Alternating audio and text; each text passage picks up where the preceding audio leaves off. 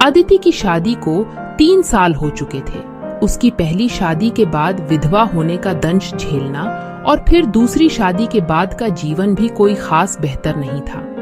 अभिषेक, अदिति के दूसरे पति, एक शांत स्वभाव के व्यक्ति थे, लेकिन उनके व्यक्तित्व में एक अनकहा रहस्य छिपा हुआ था। शादी के बाद से ही अदिति और अभिषेक के बीच एक अदृश्य दीवार खड़ी थी। राधा को यह बात शुरू से ही खटक रही थी, लेकिन समाज और परंपराओं के कारण वह कुछ नहीं कह पाई। लेकिन अब अदिति की हालत देखकर राधा और चुप नहीं रह सकती थी। हर रात अदिति कुछ अजीब हरकतें करती थी। कभी अचानक से जाग उठती, कभी चुपचाप बैठी रहती और कभी बेवजह रोने लगती। उसकी तबीयत बिगड़ने के साथ साथ घर में भी अजीब घटनाएं होने लगीं।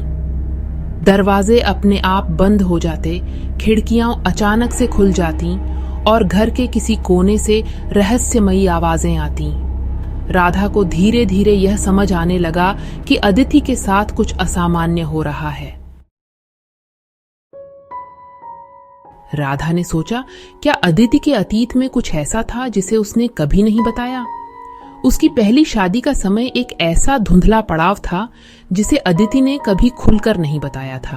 उसकी पहली शादी भी रहस्यमयी तरीके से खत्म हो गई थी और अदिति कभी उस समय के बारे में बात नहीं करती थी। राधा ने फैसला किया कि अब वह अदिति से सच्चाई जानकर ही रहेंगी।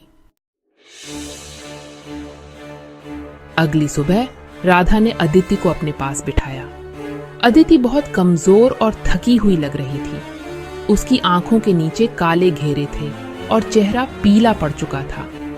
राधा ने अदिति से धीरे धीरे बात शुरू की। बेटा, तुम्हारी तबीयत क्यों खराब हो रही है? क्या तुम्हारे मन में कुछ है जो तुम मुझसे नहीं कह पा रही हो? अदिति की आंखों में आंसू आ गए। वह कुछ पल तक चुप रही। फिर उसने रुंधे गले से कहा, माँ, मुझे खुद भी नहीं पता कि मेरे साथ क्या हो रहा है, लेकिन जब से मैंने अभिषेक से शादी की है, मुझे रात में अजीब अजीब सपने आते हैं। मुझे ऐसा लगता है जैसे कोई मुझे पुकार रहा है, जैसे कोई साया मेरे आसपास है।